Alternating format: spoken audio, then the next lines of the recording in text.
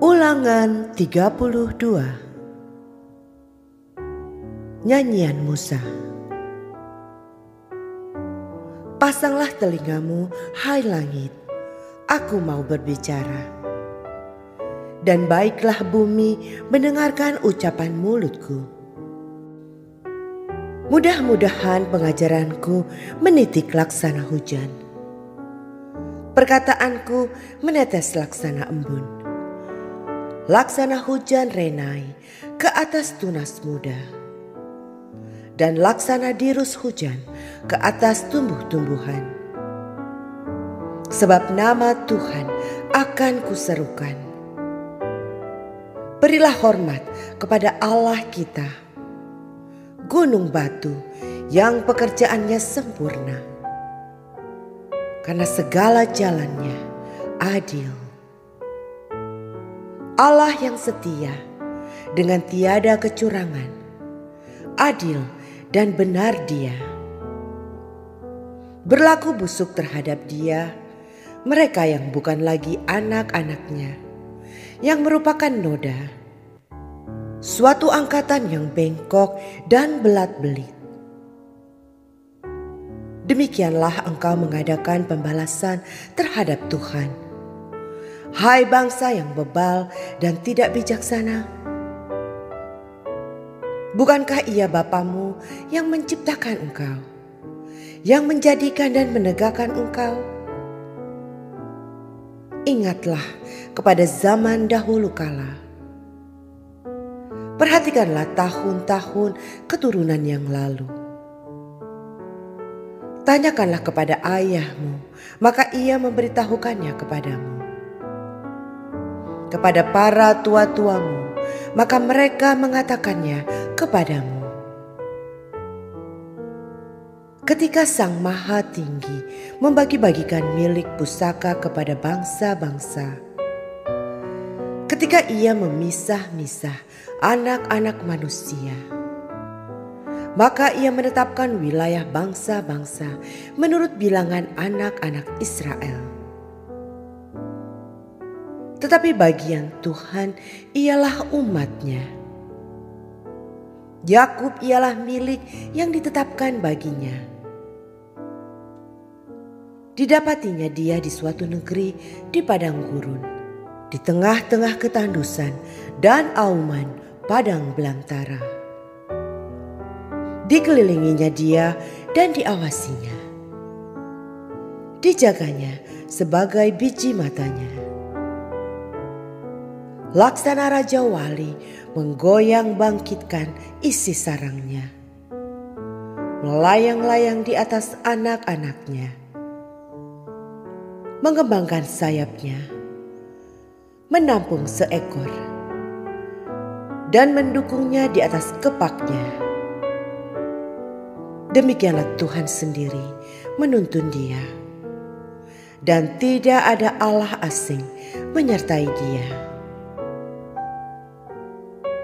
Dibuatnya dia berkendaraan mengatasi bukit-bukit di bumi dan memakan hasil dari ladang. Dibuatnya dia mengisap madu dari bukit batu dan minyak dari gunung batu yang keras. Dadih dari lembu sapi dan susu kambing domba dengan lemak anak-anak domba. Dan domba-domba jantan dari Basan dan kambing-kambing jantan dengan gandum yang terbaik. Juga darah buah anggur yang berbuih engkau minum. Lalu menjadi gemuklah Yesyurun dan menendang ke belakang. Bertambah gemuk engkau, gendut dan tambun. Dan ia meninggalkan Allah yang telah menjadikan dia. Ia memandang rendah gunung batu keselamatannya. Mereka membangkitkan cemburunya dengan Allah asing. Mereka menimbulkan sakit hatinya dengan dewa kekejian. Mereka mempersembahkan korban kepada roh-roh jahat yang bukan Allah, kepada Allah yang tidak mereka kenal, Allah baru yang belum lama timbul, yang kepadanya nenek moyangmu tidak gentar. Gunung batu yang memperanakan engkau telah kau lalaikan, dan telah kau lupakan Allah yang melahirkan engkau. Ketika Tuhan melihat hal itu, maka ia menolak mereka, karena ia sakit hati oleh anak-anaknya lelaki dan perempuan. Ia berfirman, "Aku hendak menyembunyikan wajahku terhadap mereka dan melihat bagaimana kesudahan mereka. Sebab mereka itu suatu angkatan yang bengkok, anak-anak yang tidak mempunyai kesetiaan. Mereka membangkitkan cemburuku dengan yang bukan Allah. Mereka menimbulkan sakit hatiku dengan berhala mereka. Sebab itu aku akan membangkitkan cemburu mereka dengan yang bukan umat, dan akan menyakiti hati mereka dengan bangsa yang bebal. Sebab api telah dinyalakan oleh murkaku, dan bernyala-nyala sampai ke bagian dunia orang mati yang paling bawah. Api itu memakan bumi dengan hasilnya, dan menghanguskan dasar gunung-gunung. Aku akan menimbulkan malapetaka ke atas mereka. Seluruh anak panahku akan kutembakkan kepada mereka. Apabila mereka sudah lemas karena lapar dan merana oleh demam yang membara dan oleh penyakit sampar, maka aku akan melepaskan taring binatang buas kepada mereka. Dengan racun binatang yang menjalar di dalam debu, pedang di luar rumah, dan kengerian di dalam kamar akan melenyapkan teruna maupun darah, anak menyusu, serta orang ubanan. Seharusnya aku berfirman, aku meniupkan mereka, melenyapkan ingatan kepada mereka dari antara manusia. Tetapi aku khawatir disakiti hatiku oleh musuh. Jangan-jangan lawan mereka salah mengerti. Jangan-jangan mereka berkata, tangan kami jaya. Bukanlah Tuhan yang melakukan semuanya ini. Sebab mereka itu suatu bangsa yang tidak punya pertimbangan, dan tidak ada pengertian pada mereka. Sekiranya mereka bijaksana, tentulah mereka mengerti hal ini dan memperhatikan kesudahan mereka. Bagaimana mungkin satu orang dapat mengejar 1.000 orang, dan 2 orang dapat mengejar lari 10.000 orang, kalau tidak gunung batu mereka telah menjual mereka, dan Tuhan telah menyerahkan mereka. Sebab bukanlah seperti gunung batu kita, gunung batu orang-orang itu. Musuh kita boleh menjadi hakim. Sesungguhnya pohon anggur mereka berasal dari pohon anggur Sodom dan dari kebun-kebun Gomora. Buah anggur mereka adalah buah anggur yang beracun, pahit gugusan-gugusannya. Air anggur mereka adalah racun ular dan bisa ular tedung yang keras ganas. Bukankah hal itu tersimpan padaku, termeterai dalam perbendaharaanku? Hakulah dendam dan pembalasan pada waktu kaki mereka goyang. Sebab hari bencana bagi mereka telah dekat. Akan segera datang apa yang telah disediakan bagi mereka. Sebab Tuhan akan memberi keadilan kepada umat-Nya dan akan merasa sayang kepada hamba-hambanya.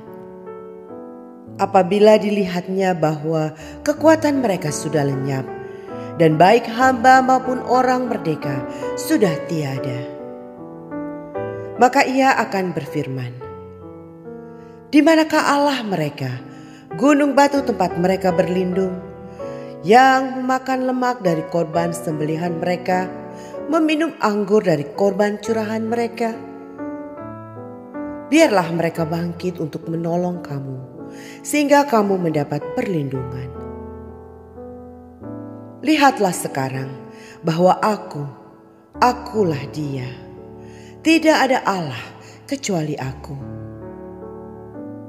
Akulah yang mematikan dan yang menghidupkan. Aku telah meremukkan, tetapi Akulah yang menyembuhkan. Dan seorang pun tidak ada yang dapat melepaskan dari tanganku. Sesungguhnya Aku mengangkat tanganku ke langit dan berfirman, demi Aku yang hidup selama-lamanya, apabila Aku mengasah pedangku yang berkilat-kilat dan tanganku memegang penghukuman, maka Aku membalas dendam kepada lawanku dan mengadakan pembalasan kepada yang membenci Aku. Aku akan memabukkan anak panahku dengan darah, dan pedangku akan memakan daging. Darah orang-orang mati tertikam dan orang-orang yang tertawan dari kepala-kepala musuh yang berambut panjang. Bersorak-sorailah, hai bangsa-bangsa, karena umat-Nya, sebab Ia membalaskan darah hamba-hambanya. Ia membalas dendam kepada lawannya dan mengadakan pendamaian bagi tanah umat-Nya.